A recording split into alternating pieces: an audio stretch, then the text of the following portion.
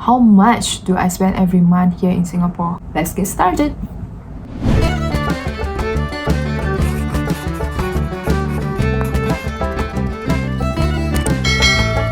Hello, I hope all of you are doing well. Today I'm gonna talk about monthly expenses here in Singapore. My name is Ellen. I'm Indonesian who have been living here in Singapore for 9 years now, since I was diploma student, uni student, until I graduated. I have been working a full-time job for the same company 5.5 years now. I've been receiving a lot of questions related about how much do I spend every month here in Singapore, especially from my parents' friends or from my relatives who like to send their kids to study here in Singapore. Just as a disclaimer, all of this information that I'm gonna provide to you here in this video is purely based on my experiences. So without further ado, let's get started. Okay, so first thing first, let me start with a house or room to stay. I have my iPad with me. I have been keeping all of the information that I would like to share with you about these monthly expenses. Right, so the first one, you need to figure it out how much is your budget for the rent. So if you are living alone and you just need a room, estimation wise, based on my experience, you can find around 700 to 1,500k per month, SGD dollar of course.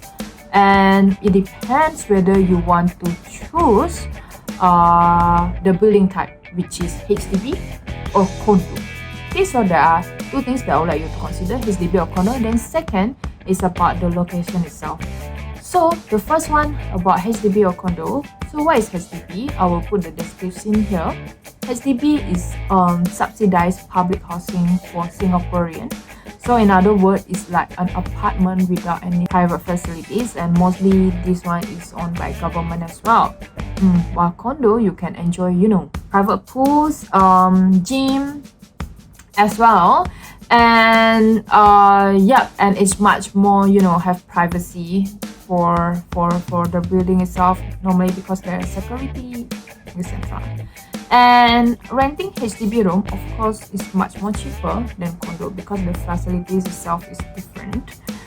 And so it depends. Then the first one depends whether you want to choose HDB or condo. Second, the location itself.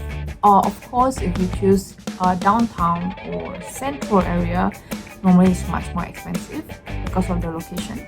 And second, if you want to choose the place further than the central area or city area, you will get much more cheaper normally. But you need to consider the transport timing, the transportation wise, and then the timing that it takes for you to commute every day to work or even to school. So I think as much as possible, you need to know where's your workplace area or where is your school. I would recommend choose the room or a house that you want to rent near to your school or workplace. It saves your time a lot. Okay. And then as also another thing, if let's say you don't want to rent a room, you just want to rent a flat. It depending, of course, how many rooms you want and the location also. So far, with $1,500 SGD minimum, you will be able to rent a studio type. But of course, if you want to rent a flat with more room, you need to spend more than that. I think more than 2k average. And then another tips here, if you like to find the room, you can actually just Google it, google.com.sg, and then you can type master bedroom for rent in Singapore or common room for rent in Singapore. Okay, one more thing. So what is the difference between master room and common room? Master room, of course, is much more bigger normally, and you have the bathroom attached, while common room is just a normal room and you don't have the bathroom to use inside the room. You need to go out in the living room, and then you need to share the bathroom with flatmates. So of course, if you prefer more privacy, I would suggest you to rent the master room. Other than that, you can also find not only in google.com.sg, you can also find it in the Facebook. Normally, a lot of agents or a lot of landlords actually posted the room for rent in the Facebook. You just need to join the group. That's number one. Let's move on to number two, food and groceries. Okay, we are going to number 2. It's about food and groceries. So of course, before your daily meals, it also include your other living necessities. If you just first time come here, you might need to consider to buy like shampoo, soap, etc, etc. But let me talk about the basic here. So food and beverages, you can decide how much you want to spend. Honestly, you can put a fixed budget because simply you can choose what do you want to eat. In Singapore, you normally, if you want to choose a lower budget kind, you can go to Kopitiam or Hawker Center. And let me explain to you what's the difference between these two. So if Kopitiam, or aka coffee shop, okay, is houses normally about 5 to 7 store, which is one of it is drink store, and normally they will sell the food like mixed rice, chicken rice, and also like noodle, normal noodle, and but also you can find those food under Hawker Center. So what is Hawker Center? Hawker Center is much more bigger building that houses more than 20 store, which is you will have a lot of option there. And then depending on the size of the meals as well, but normally averagely I think with $5 you have enough to buy a meal. $5 and also $2 for the can, roughly. Even sometimes if I eat normal mixed rice, just a plain rice with 1 veggie, maybe 1 egg, steamed egg, or 1 meat, I can spend about $3 to $3.50. And the drink, maybe if you just want to drink coffee, about 90 cents to $1, $5 enough for one time. Okay, but of course, if you choose to eat in the restaurant or in the mall, you will need to spend more than that. Like fast food itself, like McDonald's, KFC, maybe you can prepare like $10 each meal. And yes, of course, if a restaurant is much more expensive than that. And for the groceries itself, for myself, normally if I would like to shop for 1 week food, if I fully cook that week, like for example, I buy chicken breast, egg, veggies, mix here and there, $50 for 2 person 1 week. If I cook, it's more than enough per week. So it depends whether you like to, you don't have time to cook, you can just eat outside, or you just want to cook yourself, then you can buy weekly groceries. For the groceries itself, if you want to see more detail, I can provide you the link here, www.fairprice.com.sg. This is a supermarket company that is very famous in Singapore. That's number 2. Let's move on to number 3.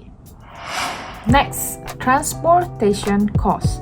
Depending whether you like to take public transport or you normally take taxi, Grab, or Gojek. So for myself, when I do commute every day to work, sometimes I did site visit to other location, I would spend roughly about $50 to $60 because my house, the place that I rent, is actually quite near to my workplace. It's around 2 times MRT stop, 2 times MRT station.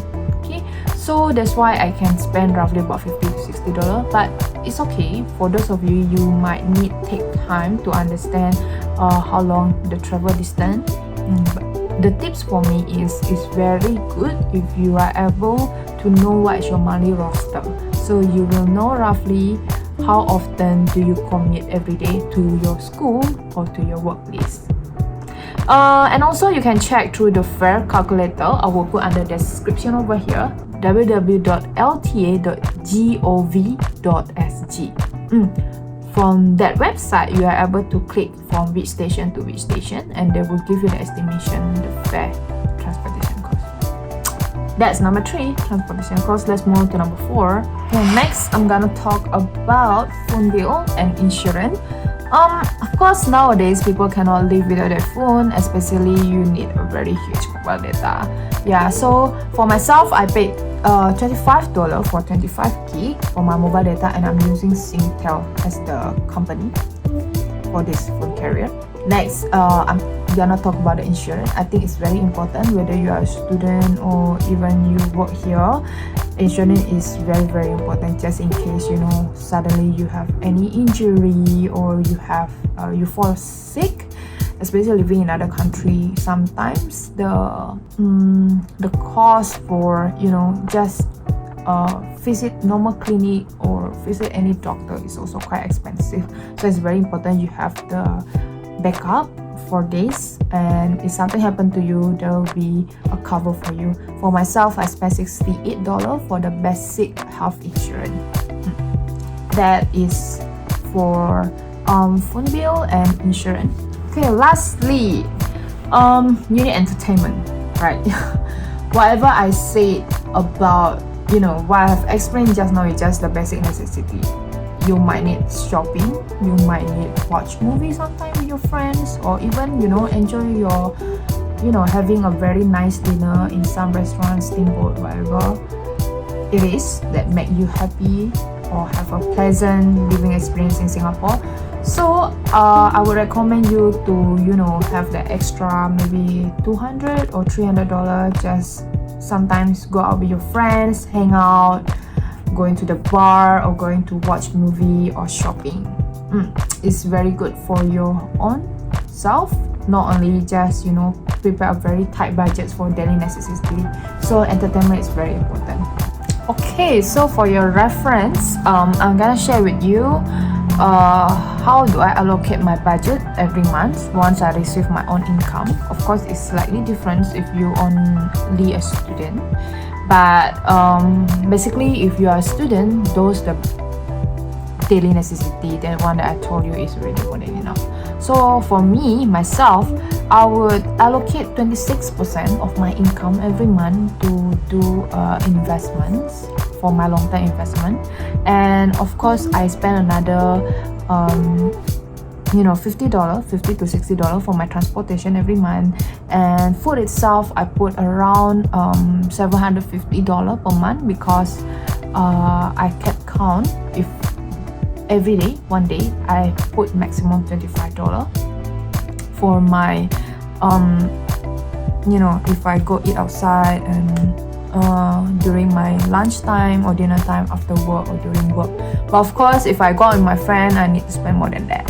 Okay, then phone bill, like what I said, $25 is my phone bill.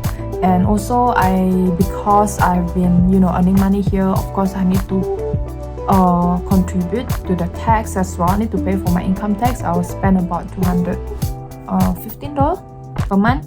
And insurance is very important, $68. And of course, like what I said, I paid the room here, my rent here. Of course, with my husband, 1,650 divided by 2, so I spend about $825 for renting the room. And also I do have a house in Indonesia, so I also pay credit for that every month for the next 5 years together with my husband. So I paid for $825 for that house, and I think that's all for the daily necessity. The rest, I will spend for other things, or I will save the money. That is the reference that I can show you for me. Okay, so I think that's all about this monthly expenses. So of course, if you still have any question that you are not sure related about how much budget you need to spend in Singapore, if you tend or you want to stay here or study here, please feel free to put your comment down below. I will try my best to explain and reply you based on my experiences as well. Hi everyone, I have attached the sample of my money budget for your reference purposes in the description below. You just need to key in the password of my name, Ellen Law, without a space. Hope this video able to help you plan your monthly expenses better, and let me know if you have any other requests or comments about my next content. Don't forget to subscribe, and see you in the next video.